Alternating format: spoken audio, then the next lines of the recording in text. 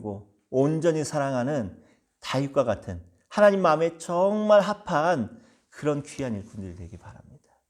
오늘 기드온 이런 사람이었다라는 거예요. 자, 기드온을 기점으로 해서 이제는 사사시대가 사사들조차도 지멋대로 행동을 합니다. 이스라엘 백성들만 자기 소견에 오른 대로 행한 게 아니라 이제는 하나님이 세우신 사사들까지도 자기 소견에 오른 대로 하는 거야. 기드온이 이제 그 시작점입니다.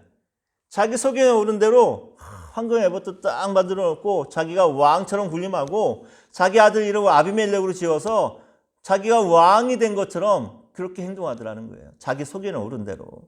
그래서 이후의 사사의 역사들은 사사기 시대는 모두가 다 자기 소견에 오른 대로 사는 거예요. 심지어는 사사들까지도. 나중에 제일 마지막 사건 레위인의 첩사건이었잖아요. 전부 다 자기 소견에 오른 대로 하는 거야. 레위인은 자기 소견에 오른 대로 첩도 맞이하고 첩을 그냥 그 건달들에게 내보내주고 주인도 자기 소견에 오른 대로 우리 손님 건들지 말고 우리 딸들과 이 레위인의 첩을 데려가라. 자기 소견에 오른 대로 하고 이 건달들도 자기 소견에 오른 대로 밤새도록 레위인의 첩을 겁탈하고 괴롭히고 레위인이 또 자기 소견에 오른 대로 시체를 12토막 내서 다 보내고 또 온 이스라엘 지파가 자기 소견에 오른 대로 베냐민 지파를 멸절시켜버리고 자기 소견에 오른 대로 사는 겁니다. 여러분, 자기 소견에 오른 대로 산다는 게 뭐예요? 결국은 내가 내 인생의 왕이 된다라는 거잖아요. 사사시대가 이런 시대였습니다. 근데 그래서 다윗이 하나님 앞에 참 귀하게 인정받고 쓰임받는 왕이 되지 않았나 싶어요. 여러분, 시편 23편을 물론 이게 뭐 다윗의 시다 아니다라고 이제 이야기하는 많은 사람들인데 뭐 저는 다윗의 시라고 보면서 시편 23편이 다윗의 시라고 한다면은 정말 엄청난 고백을 한 거예요. 왜 엄청난 고백이냐면은 만약에 다윗이 이스라엘의 왕이 되어서 이제 왕권이 든든하게 다져진 다음에 만약에 이 시를 지었다면 뭐 그렇지 않더라도 뭐 왕이 되기 전에 지었더라도 이 시가 왜 굉장히 중요한 신학적 의의가 있냐면은 23편 1절 뭐라고 시작합니까? 여호와는 나의 목자시니라고 시작을 합니다. 자, 여호와, 야훼를 뭐로 비유해요? 목자로 비유합니다. 목자. 왜 하나님, 야훼 하나님을 왜 목자로 비유할까요? 뭐 물론 딱 연상되는 것처럼 뭐 목자가 양들을 돌보는 것처럼 하나님이 그렇게 우리 백성들을 돌보시는 분이지 뭐 이렇게 생각할 수 있는데 그것도 뭐 틀린 건 아닌데 왜 굳이 목자라고 비유했냐면요. 고대 세계에서는 자기를 다스리는 왕을 비유할 때 목자에다 비유를 했습니다. 그러니까 다윗이 지금 시를 지으면서 여호와는 나의 목자시니 라는 말은 비록 자기가 왕으로 기름 부음 받았고 왕이지만 하나님만이 나의 왕이시고 하나님만이 우리 이스라엘의 진정한 왕이십니다 라는 것을 고백하는 시가 시편 23편의 시인 거예요. 그래서 다윗의 고백이 정말 놀라운 겁니다. 자기가 왕이면서도 하나님만이 왕이시다라고 고백하는 이 고백. 오늘 우리 안에서도 여러분들이 다 나중에 담임 목사가 되어도 내가 이 교회의 왕이야 절대 이렇게 생각하지 마시고 우리 교회의 진정한 왕, 진정한 주인은 우리 예수 그리스도이십니다. 우리 예수님만이 우리 교회의 진짜 머리이시고 주인이십니다 라는 이 믿음의 고백만 흔들리지 않으면 절대 여러분들은 나중에 사고치지 않습니다. 이 고백이 나중에 흔들려버리고 이 고백이 없어지니까 그래서 목사들이 사고치는 거예요. 정말 안타까워요, 여러분. 여러분의 인생의 주인, 왕을 오직 하나님만으로 모시고 우리 예수 그리스도를 왕으로 모시고 사는 그런 여러분들 되기 바랍니다. 자, 기도원의 이야기 이렇게 마무리하고 입다 얘기도 좀 해볼게요. 입다. 저는 입다는 그 입만 다물었으면 망하지 않았을 것 같은데 그 입 때문에 입을 다무지 못해서 그래서 입다 아닐까요? 어디 가서 제가 이랬다고 얘기하시면은 저희 무슨 이단이 뭐니 소리 나올 수 있으니까 웃자고 한 소리예요. 자, 입다에 대해서 이야기합니다. 입다는 또 하나님의 영임에서 입다를 이제 사사로 세우는데, 입다 하면 생각나는 사건이 뭐 있나요? 내가 전쟁에서 암몬과의 전쟁에서 승리하고 돌아오면은 나를 처음 맞이하는 자를 내가 하나님께 뭐로? 번제로 바치겠습니다 라고 서원을 합니다. 입다는 서원이 생각이 납니다. 서원. 나중에 입다를 맞이하러 나온 사람이 누구예요? 무남동녀 자기 외동딸. 근데 입다가 막 눈물을 먹으면서 너는 내 가슴을 참 아프게 하는 자로구나 하면서 자기 딸을 하나님께 제물로 드렸어요. 번제로 드렸다라고 이제 진짜 번제였는지 모르겠지만 어쨌든 하나님께 자기 딸을 드렸습니다. 자, 이 사건을 통해서 또 일부 몰지각한 목사님들이 또 이렇게 설교하시는 분이 있죠. 여러분, 입다는 잘못된 서원을 냈습니다. 하지만 입다는 자신의 잘못된 서원이라 할지라도 끝까지 이 서원을 지켰습니다. 그래서 자기 딸을 하나님께 번제로 드렸습니다. 여러분들이 서원하고 아직 드리지 않은 건축원금 있으면 지금 빨리 내시기 바랍니다. 입다처럼 자기가 서원한 것에 대해서는 책임을 져야 됩니다 하면서 또 이렇게 또 이용해서 입다를 설교하는 분이 또 있습니다. 근데 절대 그렇게 설교하시면 안 돼요. 자, 입다의 서원은 어떻게 볼 수 있을까요? 인신제사, 하나님께서 율법으로 금한 것이 인신제사였습니다. 하나님이 그러면 옛날에 아브라함에게 이삭을 번제로 바치라고 하면 뭐예요? 그건 아브라함의 믿음을 시험하려고 한 거고, 그쵸? 하나님은 율법으로 인신제사를 금했어요. 하나님이 원하지 않는 잘못된 서원이었습니다. 근데 입다가 자기 딸을 번제로 드렸습니다. 또 여기에 대해서 여러 가지 주장이 있죠. 진짜 자기 딸을 죽여서 번제로 드렸다. 아니면은 평생 시집 못 가고 늙어 죽게 만들었다. 아니다. 하나님 신전에서 일하는 신전 여사제로 평생 늙어 죽겠다. 이런 여러 가지 주장도 있습니다. 왜 이렇게 여러 가지 주장이 나오냐면은 입다가 그냥 자기 딸을 드렸는데 이게 정말 번제로 드렸는지 아니면 그렇게 되는지 어떻게 해서 나중에 딸이 죽었는지 몰라요. 늙어 죽었는지 정말 번제로 드려서 제물로 죽었는지. 그렇기 때문에 여러 가지 이제 주장이 나오는데 그것보다는 뭐가 중요하냐면은 입다의 사사로서의 자격에 대해서 한번 생각을 해볼게요. 하나님이 입다를 사사로 세운다는 거, 입다뿐만이 아니라 하나님의 영입에서 누군가를 사사로 세운다는 것은 그를 통해서 이스라엘을 구원하고 적들을 물리치게 하겠다는 하나님의 분명한 의지가 담겨 있는 겁니다.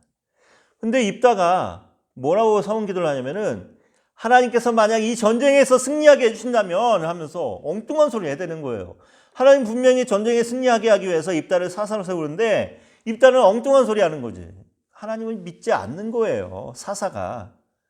지금 사사시대의 사사들이 계속해서 지금 영적으로 문제가 더 심각해져 갑니다. 기도부터 시작해서. 자, 근데 입다가 어쨌거나 잘못된 서원인데 자기 딸을 예를 들어서 번제로 드렸다고 쳐요. 이게 굉장히 심각한, 율법적으로 굉장히 심각한 문제거든요. 잘못된 서원은 되돌이킬 수 있습니다. 특히 사람의 생명에 관련된 거라면은 충분히 다시 돌릴 수 있는 방법이 있습니다. 율법적으로도. 근데 입다가 그 잘못된 서원에 대해서 하나님께 다시 양해를 구하고 이걸 철회하지 않아요. 왜 그랬을까요?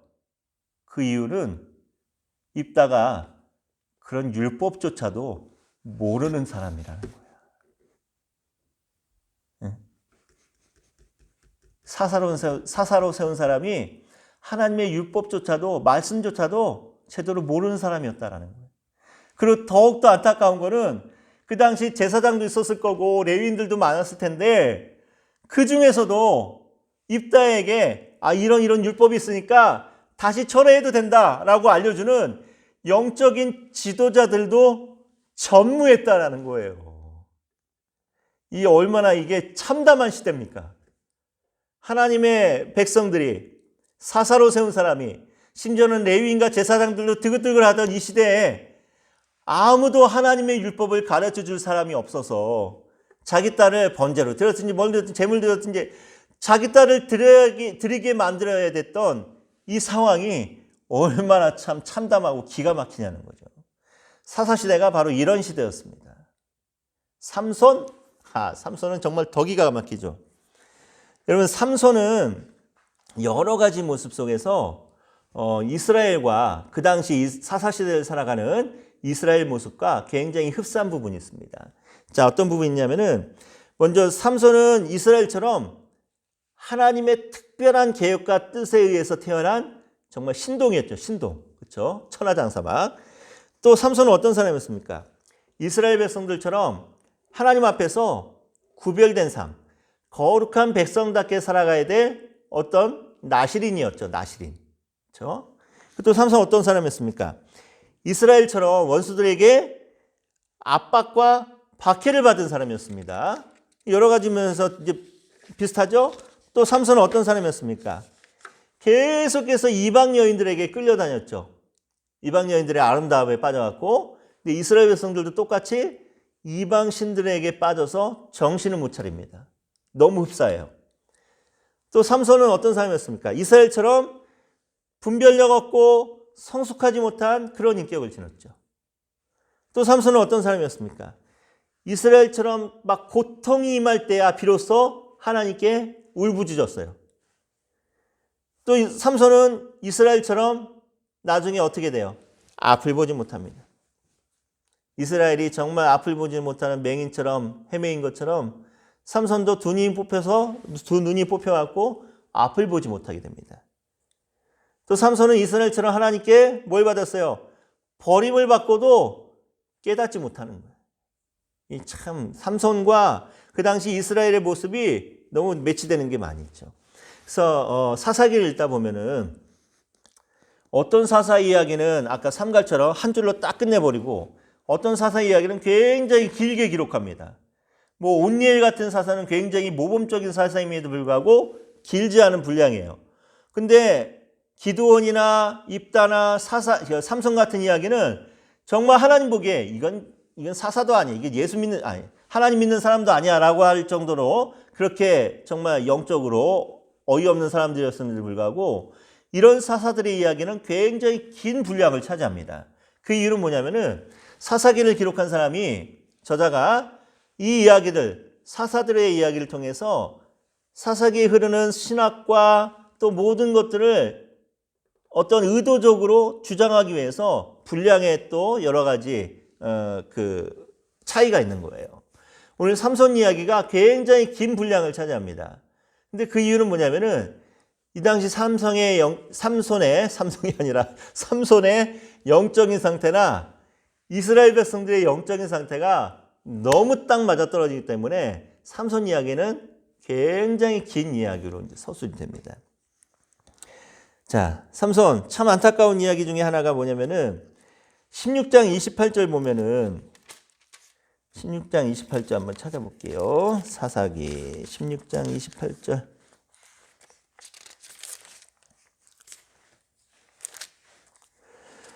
(16장 28절) 다 같이 읽어봅니다. 삼손이 여호와께 부르짖어 이르되 주 여호와여 구하옵나니 나를 생각하옵소서. 하나님이여 구하옵나니 이번만 나를 강하게 하사 나의 두 눈을 뺀 블레셋 사람들에게 원수를 단번에 갖게 하옵소서 하고 29절 삼손이 집을 버틴 두 기둥 가운데 하나는 왼손으로 하나는 오른손으로 끼어 의지하고 30절 삼손이 이르되 블레셋 사람과 함께 죽기를 원하노라. 여기까지 읽어볼게요.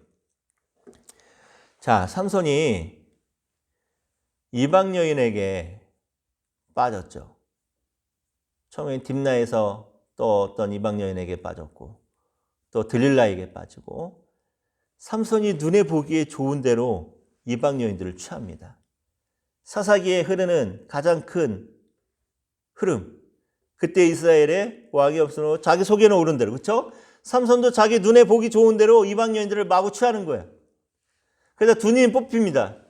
마지막에 가서 기도하는데 기도할 때도 회개는 하지 않냐고 지금 뭐에 대해서 기도하는 거예요? 자기 원통한 거야. 막 두 눈이 뽑혀갖고 이렇게 죽어가야 된다는 게 원통한 거야.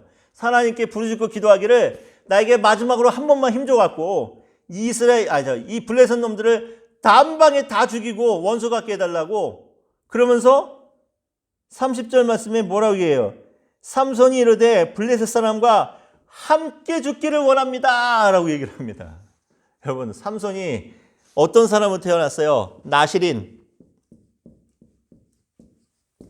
구별되고 거룩한 사람, 나실인으로 태어났습니다. 근데 삼손의 삶을 가만히 들여다보면은 한 번도 거룩한 사람답게 나실인의 모습으로 살아간 적이 한 번도 없어요. 이것조차도 안타까운데 삼손은 마지막에 지금 누구랑 죽기를 원하냐면은 할례받지 못한 이방인들, 저 하나님을 대적하는 이방인들과 함께 죽기 원합니다 라고 하면서 이방인들하고 같이 죽어버렸습니다. 이게 얼마나 허무한 죽음입니까, 여러분?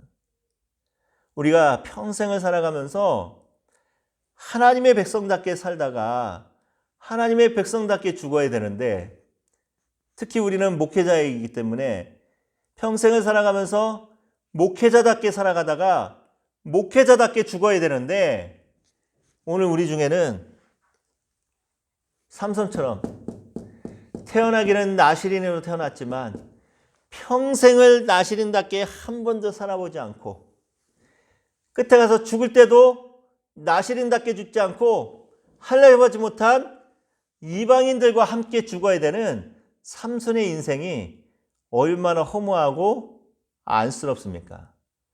근데 우리 중에도 그런 사람들이 많이 있잖아요. 평생을 하나님의 백성으로 살아가면서 하나님의 백성답게 살지 않습니다. 죽을 때도 하나님의 백성답게 죽지 못합니다. 이방인이나 별 다름없이 죽습니다. 믿지 않는 사람이나 별 차반 없이 죽습니다.